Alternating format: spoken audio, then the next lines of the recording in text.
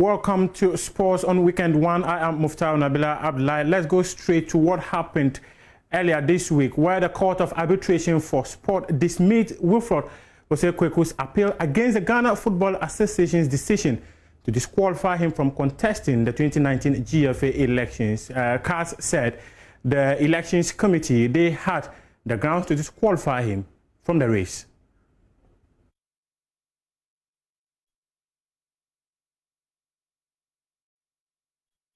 The CAS panel, in their full arbitral award sent to both parties, indicated that the decision of the elections committee to disqualify Wilfred Osekwekupama based on comments made in November 2017 about Ghana's failure to qualify for the 2018 FIFA World Cup is well grounded. They say a person desiring to represent the GFA as president should be of irreproachable behavior and be of the high spectrum of norms and values, including full integrity. Palmer had mentioned on radio that the decision of government to withdraw part of the GFA's budget meant for unclassified and indemnity payments was one of the reasons why Ghana failed to qualify for Russia 2018. According to him, if Ghana had paid 300,000 euros and get 8 million euros from the World Cup, he saw nothing wrong with that. But CAS upheld the decision of the elections committee, insisting that the decision of the GFA ethics committee not to punish him because they didn't consider his comments veracious enough to merit any sanction does not validate integrity questions. Palmer had also mentioned that some members of the vetting committee, notably Frank Davis and Emmanuel Dakwa, were of conflict of interest because the law firm of Frank Davis had written to him to pay 10% for the transfer of his player Joseph Pinsel to KRC Genk. Palmer said his refusal to pay the money to the GFA was one of the reasons why he was disqualified from the elections. He noted that some members of the panel were in conflict of interest and showed bias towards him. The CAS panel said Palmer waived his right to raise an objection about the composition of the vetting committee because he was given an opportunity to do so.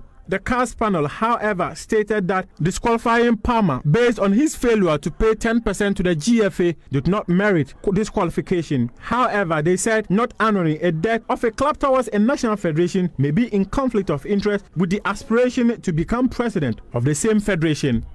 Based on this, the panel concluded it would be unnecessary to consider any of the requests he submitted to the World Apex Sports Adjudicatory Body. Palmer paid over $44,000, which included the arbitration cost of the GFA for the case to be heard. The panel concluded that each party shall bear its own cost. This means that the GFA would pay Palmer about $22,000 for their cost he paid for. And also, Congress convened on Tuesday to make decisions about the emoluments for the leadership of the Ghana Football Association.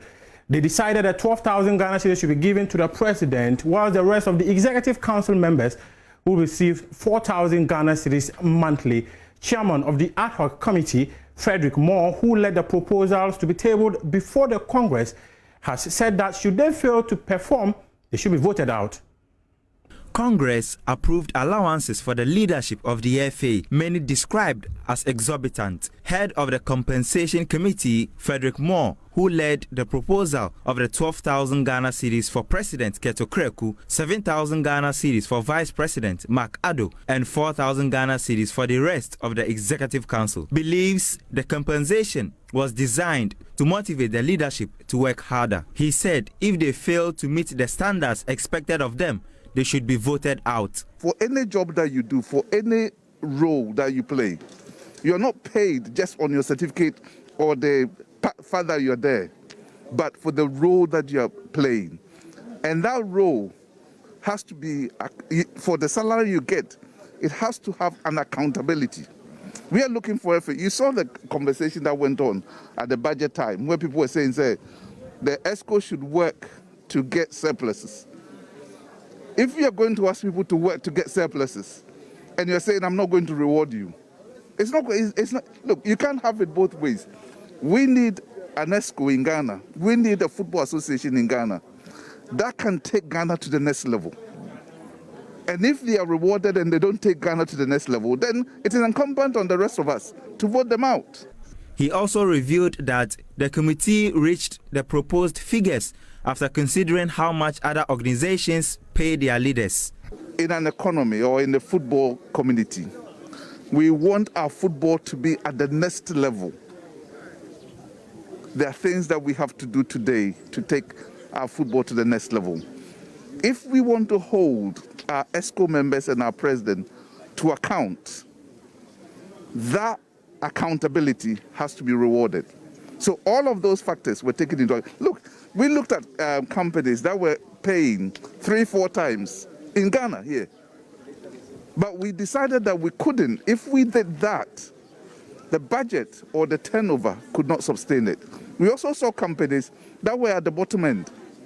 And if I tell you the figures that we looked at, those figures were closer to the bottom than to the top. The Executive Council have promised to improve the standard of football. If you're a fan of domestic football, Ash Golda have agreed to participate in the CAF Confederation Cup in the upcoming season, and in Europe, Lionel Messi is staying at Barcelona for another season. Chelsea also completed the signing of Kai Havertz yesterday. That's all time will permit us here for sport. I am Muftau Nabila Abdullahi.